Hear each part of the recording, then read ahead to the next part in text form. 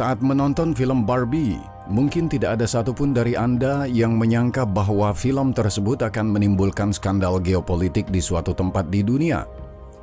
Tempat tersebut ternyata adalah Vietnam. Tempat film tersebut ditarik dari bioskop setelah pihak berwenang menuduh pembuat film tersebut menunjukkan peta yang diduga menyertakan klaim teritorial Tiongkok di sepanjang garis 9 garis putus-putus. Meskipun larangan Barbie adalah masalah yang cukup sepele dan kita sepakat, lokasi Vietnam dan tindakan penyeimbangan antara Tiongkok dan Amerika Serikat bukanlah masalah yang sepele sama sekali. Vietnam dalam sebagian besar sejarah modernnya dikenal karena alasan yang salah. Baik itu pemerintahan kolonial Perancis yang bergejolak, perang Vietnam yang tragis, atau perang berdarah Kamboja Vietnam. Namun Vietnam saat ini bisa dibilang merupakan negara yang sangat berbeda secara ekonomi, budaya, dan politik, dan memiliki pandangan yang berbeda dari apa yang selama ini diyakini. Vietnam semakin dipandang sebagai mesin pertumbuhan Asia, tujuan wisata eksotik, dan pemain geostrategis yang penting. Pada saat seluruh Eropa dan negara-negara seperti Jepang atau Korea Selatan sedang berjuang secara demografis, populasi Vietnam baru saja melampaui angka 100 juta yang akan menjadikannya negara terbesar di Eropa berdasarkan jumlah penduduk dan menempatkannya di antara 15 negara terbesar di dunia dalam kategori ini. Pada saat populasi negara-negara di seluruh dunia menyusut dan menua, melewati ambang batas ini sangatlah penting. Namun Vietnam lebih dari sekedar jumlah penduduknya yang besar, perekonomian yang berkembang, lokasi yang strategis, dan demografi yang disebutkan tadi menjadikan negara Asia Tenggara ini sebagai negara yang dapat memberikan pengaruh dalam perebutan kekuasaan yang lebih besar. Lagi, selamat datang di 20s Report.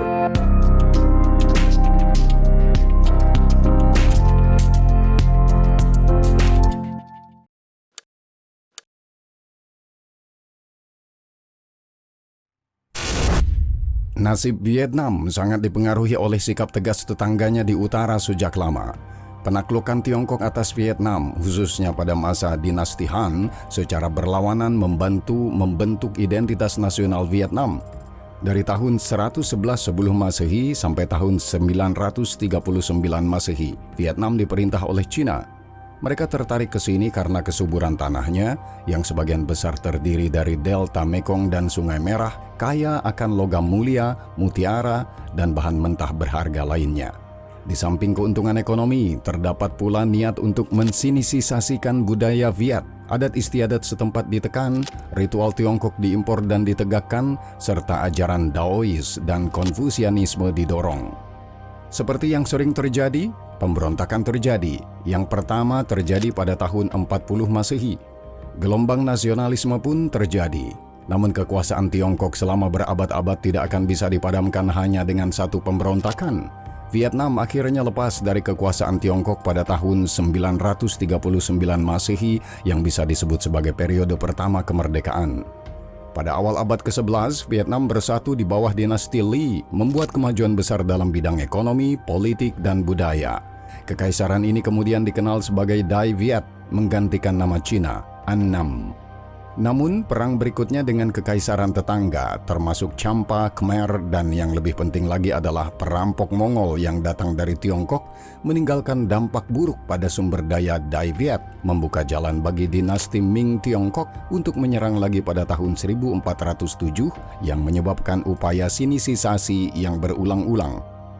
Setelah beberapa pemberontakan, negara ini kembali memperoleh kemerdekaannya pada periode kedua di bawah dinasti Le akhir. Para penguasa menerapkan kebijakan perluasan wilayah dan akhirnya Vietnam mencapai ukuran sekarang pada tahun 1757. Namun seiring dengan melemahnya Tiongkok, kekuatan Eropa justru semakin meningkat. Masuknya orang Eropa ke Vietnam biasanya dikaitkan dengan kedatangan orang Prancis. Namun serangan Prancis ke Vietnam pada tahun 1857 bukanlah sebuah insiden yang terjadi satu kali saja. Faktanya, hal ini merupakan hasil dari upaya panjang bangsa Eropa yang pertama-tama membangun hubungan agama, budaya, dan ekonomi dengan Timur, dan baru kemudian secara bertahap menundukkan wilayah-wilayah ini berdasarkan keunggulan peradaban dan teknologi. Prancis pada masa Napoleon III dengan kekuatan militernya dan agenda berbasis perdagangan akhirnya memiliki kemauan yang cukup untuk meningkatkan porsi Prancis di wilayah Asia dalam eskalasi kolonial yang sedang berlangsung. Pada tahun 1887, Prancis juga telah mencaplok Laos dan sebagian Kamboja dan memutuskan untuk menamakan wilayah baru ini sebagai Persatuan Indochina. Mirip dengan pemerintahan kolonial Inggris di India, pemerintahan Prancis menguntungkan sebagian besar masyarakat di kampung halamannya. Prancis memastikan perbaikan ringan untuk menjaga penduduk dari pemberontakan, mengembangkan lapisan masyarakat Vietnam yang tipis dan elit untuk mengendalikan massa. Singkatnya, kolonialisme melakukan apa yang seharusnya, menjadikan tuan kaya dengan mengorbankan masyarakat lokal. Namun hal ini juga menyebabkan meningkatnya sentimen nasionalis, ditambah dengan bangkitnya salah satu tokoh paling penting di Vietnam dan sejarah dunia. Nguyen Ai Quoc, lebih dikenal dengan nama samarannya Ho Chi Minh, muncul di kancah nasional sebagai seorang revolusioner pada tahun 1925, mendirikan Liga Pemuda Revolusioner Vietnam, pendahulu Partai Komunis Indochina. Dia telah menghabiskan banyak waktu di Perancis, Rusia, dan Tiongkok sebagai bagian dari gerakan komunis internasional dan menggunakan pengalaman itu untuk menjadikan gerakannya sebagai gerakan bawah tanah yang paling sukses di Vietnam pada saat itu. Kemerdekaan menanti negara tersebut pada akhir Perang Dunia Kedua pada tahun 1945. Pasukan Ho telah mengonsolidasikan koalisi Vietnam Utara yang dikenal sebagai Viet Minh, sementara Prancis berjuang untuk mempertahankan pengaruh di selatan dengan bantuan pasukan pendudukan Inggris. Pada tahun 1946, secara efektif terdapat dua Vietnam, Utara yang komunis dan Selatan yang non-komunis. Meskipun perundingan berjalan dengan susah payah, niat Viet Minh yang pada dasarnya merupakan kemerdekaan total bagi Vietnam masih menjadi penghalang. Prancis menyerang pada bulan November 1946 dan Perang Indochina pertama dimulai. Korea Utara yang dibantu oleh pemerintahan komunis Tiongkok yang baru setelah tahun 1949 tampak lebih berhasil dibandingkan kedua belah pihak. Gencatan senjata dicapai pada konferensi internasional di Jenewa pada tahun 1954. Perang Indochina Kedua atau Perang Vietnam yang terkenal yang dimulai pada tahun 1955 sekali lagi mempertemukan Vietnam Utara yang komunis dan Vietnam Selatan yang non-komunis. Salah satu pertempuran paling berdarah dan paling sengit di abad ke-20. Perang Vietnam berlangsung selama 20 tahun yang berpuncak pada jatuhnya Saigon atau kota Ho Chi Minh saat ini, ibu kota Vietnam Selatan. Namun signifikansi perang ini tetap terletak pada keterlibatan AS dan pandangan perang ini dalam konteks perang dingin yang lebih luas. AS awalnya mendukung Saigon dengan peralatan militer, bantuan keuangan, dan nasihat strategis dengan tujuan mencegah penyebaran komunisme lebih lanjut. Namun hal itu berubah ketika AS menyadari bahwa upaya tersebut tidak cukup untuk menghentikan kemajuan Korea Utara. Pada tahun 1965, Presiden Lyndon Johnson memerintahkan pemboman di Vietnam Utara dan 4 minggu kemudian mengirim pasukan ke selatan. Pada awal tahun 1968, lebih dari setengah juta tentara Amerika berada di Vietnam, berperang bersama tentara Vietnam Selatan. Perang berlanjut di bawah Presiden AS berikutnya, Nixon, di tengah meningkatnya penentangan masyarakat. Perang Vietnam mungkin merupakan pertama kalinya dalam sejarah modern ketika sebuah kekuatan global ditekan oleh rakyatnya sendiri untuk mengakhiri perang. Taktik gerilya Vietnam Utara, perang yang berlarut-larut dan tampaknya tidak ada habisnya, serta landasan moral yang goyah mengakibatkan kekalahan AS pada bulan April 1975. Pasukan Vietnam Utara berhasil memasuki Saigon dengan penuh kemenangan, menyatukan kembali Vietnam. 46 tahun kemudian, dalam situasi serupa ketika Amerika mundur, otoritas Afghanistan di Kabul runtuh, memberi jalan kepada kekuasaan Taliban. Republik Sosialis Vietnam yang diproklamasikan pada tahun 1975 merupakan kemenangan pihak komunis dalam Perang Dingin. Namun hal ini tidak serta-merta memberikan kehidupan yang lebih baik bagi warga Vietnam. Faktanya, hingga tahun 1990, negara ini merupakan salah satu negara termiskin di dunia. Namun, mengapa Amerika, Soviet, atau sebelumnya selama bertahun-tahun Tiongkok berjuang untuk mempertahankan pengaruhnya di Vietnam? Bentuk Vietnam yang mirip angsa adalah salah satu yang terunik di dunia. Sempit sebanyak 50 km, tetapi panjangnya lebih dari 1.600 km. Agak mengingatkan kita pada Chili. Garis pantai Vietnam sepanjang 3.400 km yang membentang di sepanjang salah satu cekungan laut terpenting di dunia, Laut Cina Selatan, memberikan kontribusi terhadap pentingnya lokasi Vietnam. Ditambah lagi delta salah satu sungai terbesar di dunia, Mekong, yang mengalir ke Vietnam Selatan dan Sungai Merah di utara, dan Anda akan mendapatkan negara dengan geografi yang sangat menguntungkan secara historis dan saat ini. Dengan kata lain, geografi Vietnam selalu mendukung pemukiman di wilayah tersebut dan memberikan motif penting bagi campur tangan pihak luar. Lokasi yang bagus, bonus demografi alami, pertumbuhan ekonomi, semua faktor ini saling berkaitan.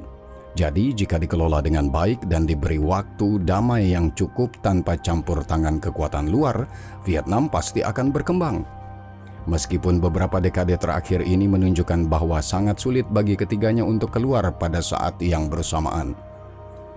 Namun kini ketika perusahaan-perusahaan raksasa mulai mencari alternatif lain karena kenaikan upah dan skeptisisme global terhadap Tiongkok, pencarian negara-negara dengan angkatan kerja yang besar, biaya pelatihan yang murah, kondisi yang sesuai dan upah yang lebih rendah telah dimulai. Dua nama muncul, India dan Vietnam. Mirip dengan India, Vietnam juga mengalami keuntungan populasi yang beruntung. Sekitar 21% penduduk Vietnam berusia antara 10 hingga 24 tahun. Sebuah bonus demografi yang diperkirakan akan tersedia di Vietnam hingga tahun 2039.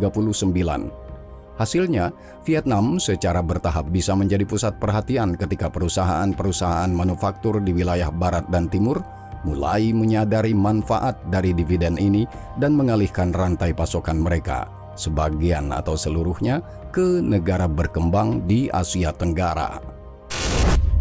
Vietnam menormalisasi hubungan dengan AS pada tahun 1994, membuka lembaran sejarah yang mematikan. Dari era di mana kepemimpinan komunis di Vietnam mencemooh negara-negara barat yang kapitalis, hingga saat Vietnam mendorong AS untuk mengakuinya sebagai ekonomi pasar, narasi tersebut jelas telah berubah arah.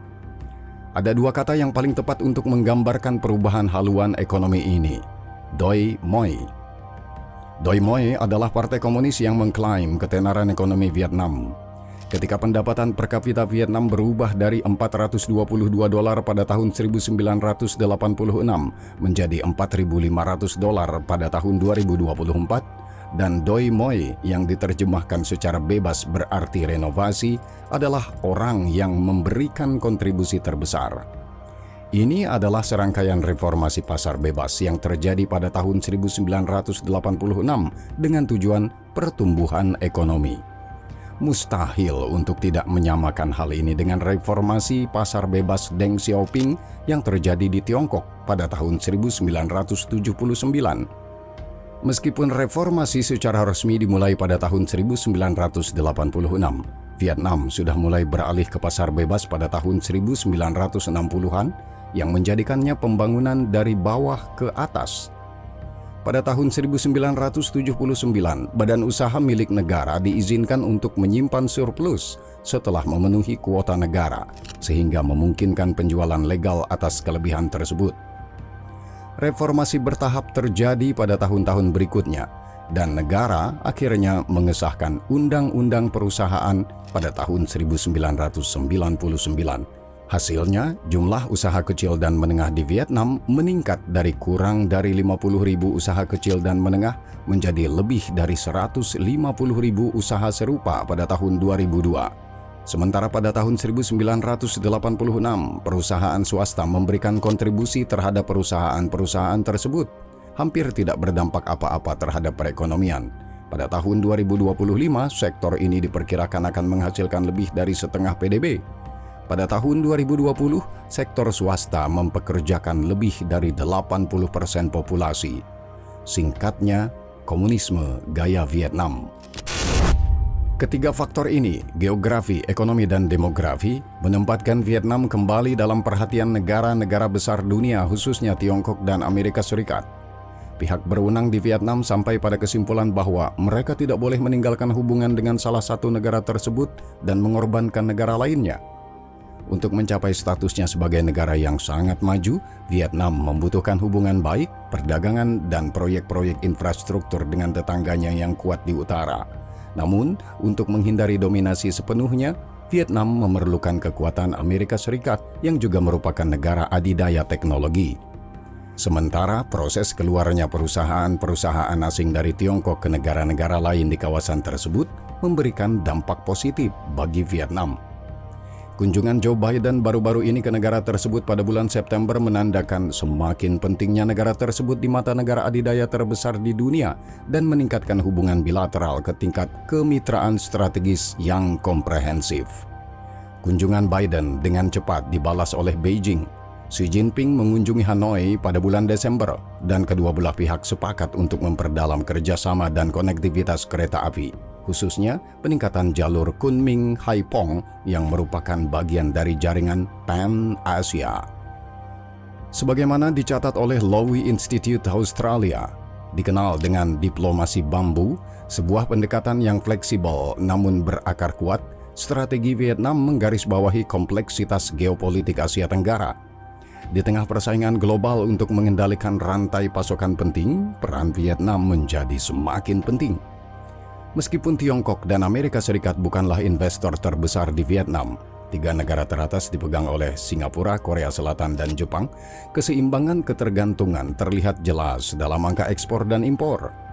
Sejauh ini Tiongkok merupakan negara tujuan impor barang terbanyak bagi Hanoi, yaitu hampir 40% dari nilai impor. Amerika Serikat berada di urutan kedua dengan 3%. Namun, jika menyangkut ekspor, situasinya justru sebaliknya.